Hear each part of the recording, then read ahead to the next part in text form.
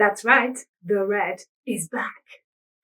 Welcome to today's episode of The Art of Feeling Better.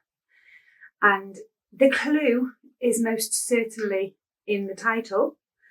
And for those of you who know, I wrote myself a little book probably 4 or 5 years ago called The Art of Feeling Better, which was a collection of thoughts, ideas, and therapeutic models that I'd trained in and had been practicing for a number of years, just trying to collate everything together to try and provide some context and support for anybody who wanted it.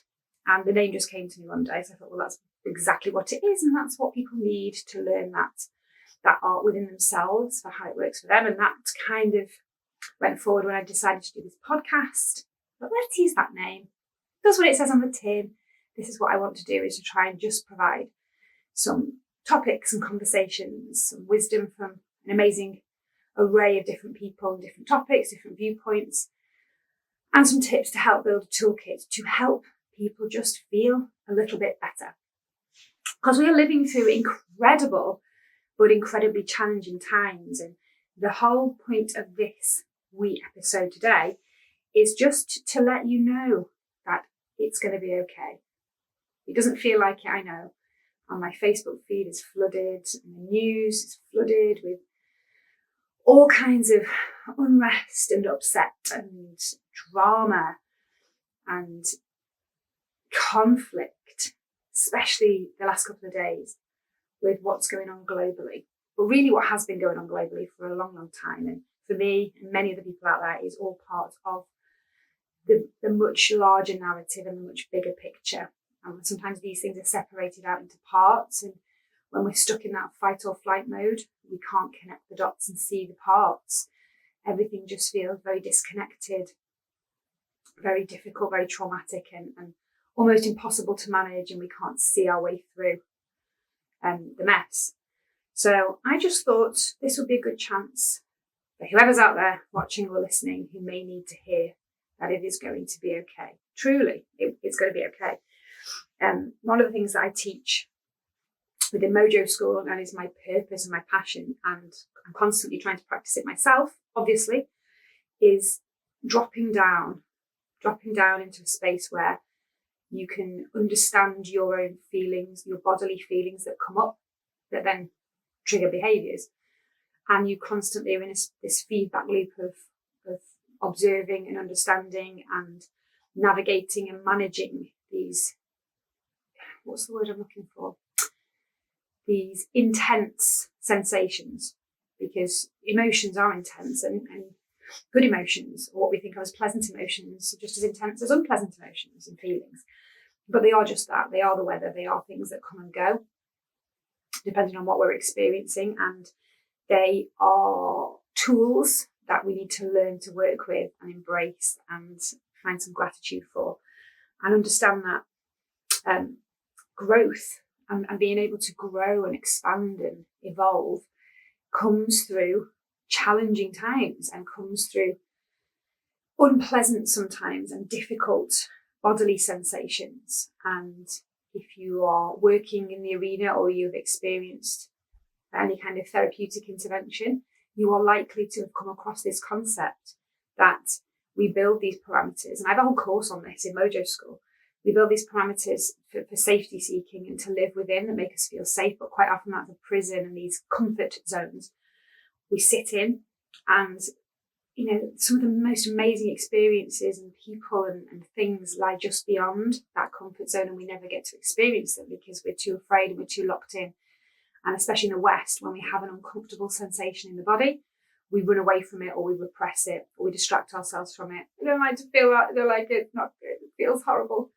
Whereas if we can kind of get to know our bodies a bit more and our internal barometers and our signals, we can understand that we can start moving into instead of away from. We can start moving into these things and experience them so that they can move through, and we can extract the lessons and the learning. And trust me, there's always a lesson and a learning. That's why these experiences come up for us, so that we can learn, so that we can move through and move beyond and into a different space. And the irony is when we don't move into that and we don't have these learnings and experiences, we stay trapped in the places we don't want to be. And then we stay trapped in those sensations. So my whole life's work is around helping people build toolkits and understand this process and support people in navigating their own personal journeys and what that looks like for them. And we're in this space where everybody individually is going through this for whatever reason, and a whole lifetime of stacked experiences which give you a specific filter or a specific lens that's different to everybody else. So we all have our own individual, unique stories and journeys and paths. But at the moment, we also have this huge collective story and this huge global collective journey that we're moving through.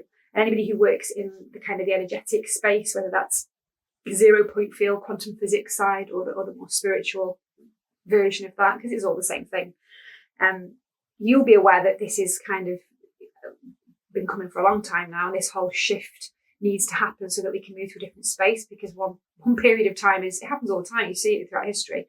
There's big conflict when something needs to end and something else needs to grow. So we're in that space now, and it's an exciting time to be alive, although it doesn't feel it, because we are going to be witnessing and we're part of this shift in consciousness. And so many more people are starting to question things and starting to, have new experiences and new viewpoints and new thinking, and starting to, I hate the word wake up and woken up. It just doesn't, because again, that's been given kind of quite negative connotations, but it does feel like that, being liberated from past constraints and actually feeling like a veil's lifted and your eyes are open. You think, oh, that's not what I thought. This is different and I need to understand it better. And that's great, because that's what we need. We need more people. But what happens is the fear that goes with that immediately pings people back into a space that's safe, which isn't actually safe. It's in a space that's really detrimental to health, but you've been made to believe that it's safe. So we ping back and we don't want to look at exploring anything that could be different and new. And this is where we are now. And this is why everyone's feeling so rough and frightened and overwhelmed, because there's multiple things happening. Everyone's overworked, everyone's underpaid, there are no resources. You can see from the news that the cost of living crisis is not really that. If there's massive record profits being made in certain spaces, there isn't really a cost of living crisis. There's a cost of profit crisis. So it's just different thinking needs to take place. And we're all locked in this awful space where we can't do anything about it, or we feel like we can't do anything about it, and we have no control. Because we have multiple sources of information telling us that we have no control and there's nothing we can do about it. And if we do feel too bad or too sick, then we just need to go and get somebody to fix us, or go and get medicated, or go and have this intervention, or stop behaving that way, because getting happy and healthy and doing things differently is not good for you. So just do it this way, the way we tell you to do it. And we have this perpetuating cycle, which more and more people are breaking free from, but it's very, very difficult to hold that line. And for those of you who are at the pointy end and you're doing things similar to my spaces of work, it's tough, and it's quite lonely and isolating, and you have to have a lot of nerve, and you have to really be able to stand in that truth and have the courage of your convictions and just hold the line and know that people are needing the support that you can give. But as I've learned the very, very hard way over the years, you have to plug yourself in first and foremost. You have to put your oxygen mask on. You have to fill up your cup. And the space that I'm moving into is to try and now help the helper, heal the healer, teach the teacher, and provide those tools and resources for the people on the front line who are doing this work and supporting and helping people through this uncomfortable process. A good friend of mine, if you are listening, you may be listening, I don't know, says it quite often when I go into a healing therapeutic space that's facilitated by them. If you can feel it, you can heal it. So we need to move into these spaces of actually feeling the things that maybe we've avoided and repressed and distracted ourselves from.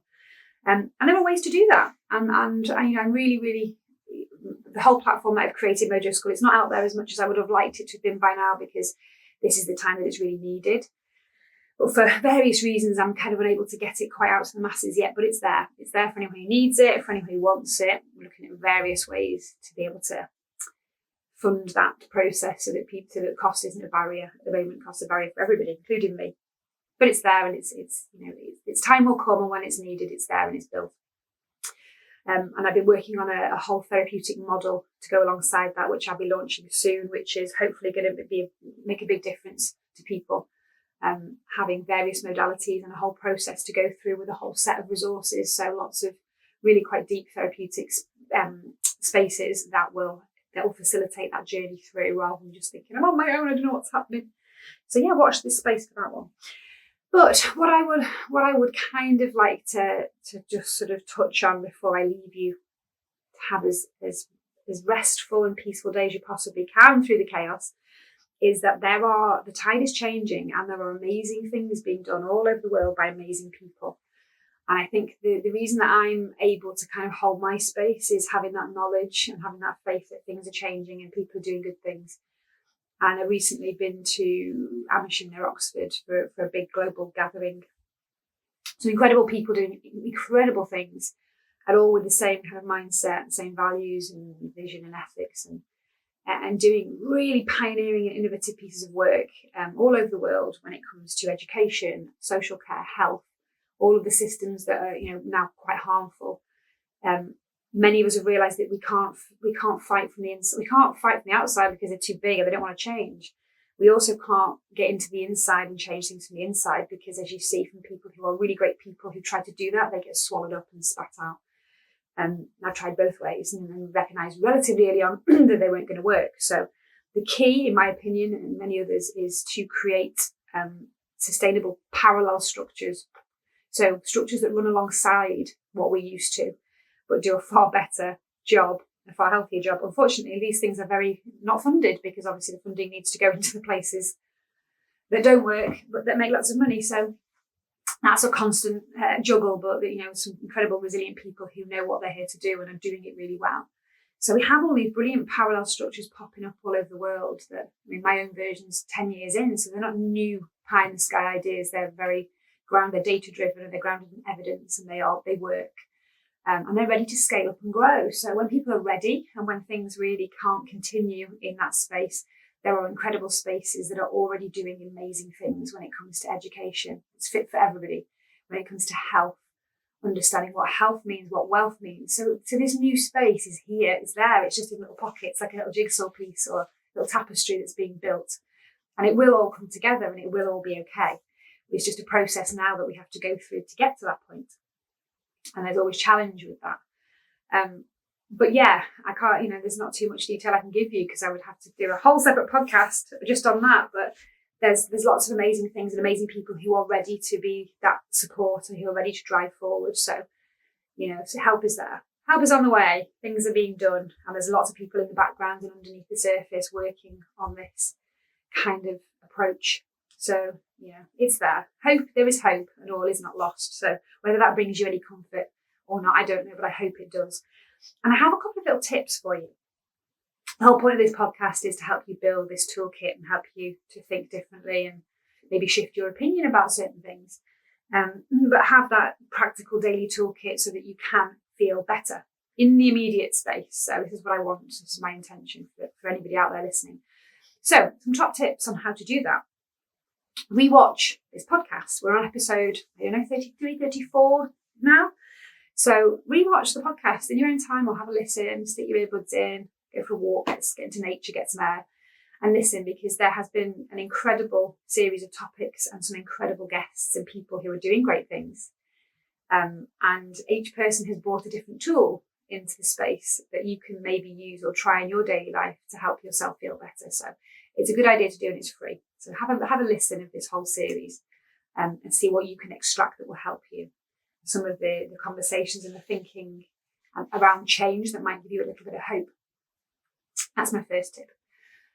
My second tip is music medicine. Music medicine, no matter what's going on, you can always change your emotional state through vibrational medicine and music. It's one of my big passions in all kinds of different ways, from sound healing with therapeutic sound healing to gigs and huge big music medicine arenas where this collective energy is raised and people are storytelling and helping experience and shift through emotions.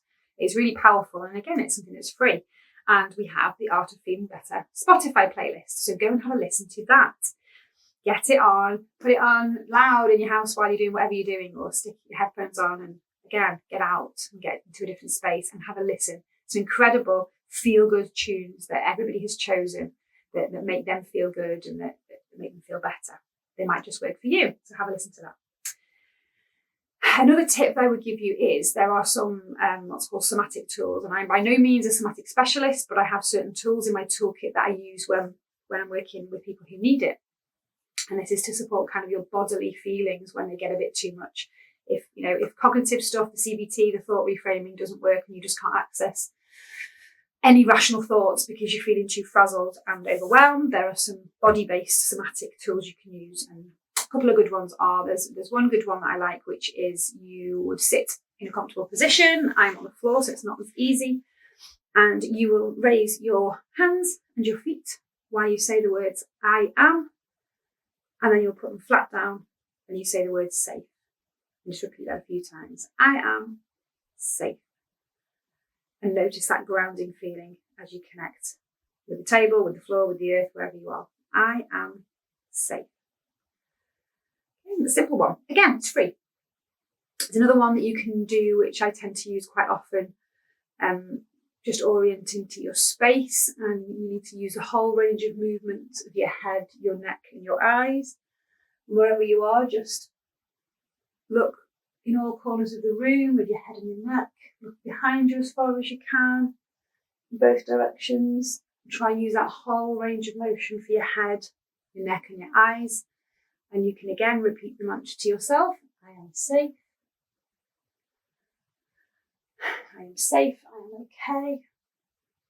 And that also will help you just to sink down a little bit and regulate the nervous system slightly. There's a few more things you can do, and it's worth looking up polyvagal theory and some tools around that, around the vagus nerve can be really helpful. There's also one breathing exercise that I'd like to teach you, because your breath is also free. You don't need anybody else to do that. There's loads of really cool breath work out there. If anything, that's probably the biggest tool that you can use that can really make a difference in your life. So I would, at Google, have a little look, see what you can find. One technique I use often myself, it works for me. It may or may not work for you. I've shared it quite a lot of times, and everybody that I shared it with has said it's helped. And it's a really quick and easy breathing exercise, and it's based on the theory that your exhale needs to be at least twice as long as your inhale. When you're shallow breathing and you're inhaling a lot, it's that adrenaline really gets pumping, and we don't want any more adrenaline. We've got too much. We need to kind of cut that off, and we need to get out of that space and get back into the parasympathetic nervous system instead. So if you can think about, I call it balloon breathing or anchor breathing. And if you can imagine you're inflating a giant balloon inside your chest. Pick a colour if it helps as well. Massive balloon, and you want to do it really quickly, as if you are about to hold your breath, but really inflate and fill your lungs up. So a huge big breath in to fill that balloon up. And then you're going to imagine that you're blowing a balloon up on the outside. Again, pick a colour if it helps. But that balloon is really super tight and difficult to blow up.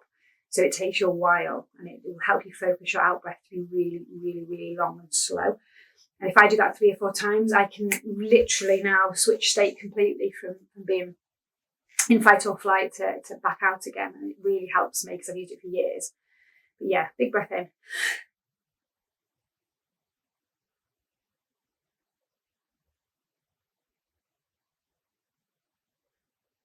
And I can make that really, it just goes on. I don't want to bore you, but if you can make that breath super, super, super long, and you can feel your muscles melting, you can drop your shoulders and soften your jaw as you're breathing out, and it's a good one, makes a big difference. So just try it, see if it works for you. So there's a couple of things that you can do in real time that might help you. And another thing that you can do is, it's Christmas season, it's time for cozying up with a blanket, hot chocolate, watch a movie. And I've got a couple of movie recommendations for you. And they're animated movies, and I think they're really cool. And they're worth having a watch or a rewatch if you haven't already. And there's 2 sort of competing versions of this. You've got Ants and you've got A Bug's Life. Lovely little thing. You can watch them with kids, watch them with a family. Good movies, feel-good movies, interesting stories. And I would suggest pick one and watch it or rewatch it, and just watch. Just watch and enjoy, and see if you can extract some learning out of these really cool animated feel-good movies. That's my kind of last tip of the day. And just take care. just take care and breathe and try and, find some gratitude in your experience at the moment in any way you can, because it's a rough ride. I see you, I hear you, I feel you. It's tough, but it's going to be okay. It's going to be okay, and we're all going to come out the other side, and things are going to be very different. And I think if we can get out of that space, that awful kind of societal and media manipulation space of being pitched against each other for our views, classic psychology. It is what it is. It's been used for a long time, but there's a saying, isn't there, about shaking the jar of ants. You have the red ants and the black ants all quite happy in a jar together. You shake the jar, the ants kill each other. But it's not about the opposing ant groups. It's about who's shaking the jar. So just have a think about that while you're watching the news and while you're seeing all the rows that are happening on social media. Just explore that concept a little bit, that, it's not about having a different opinion to your next door neighbour or someone on Facebook that's pissed you off and you feel like you need to comment, or the family down the road, or the opposing political group, or someone who supports a different football team or likes a different genre of music or just has a different opinion to you. That's what keeps us locked in this space of fight. That's the fight part of fight or flight.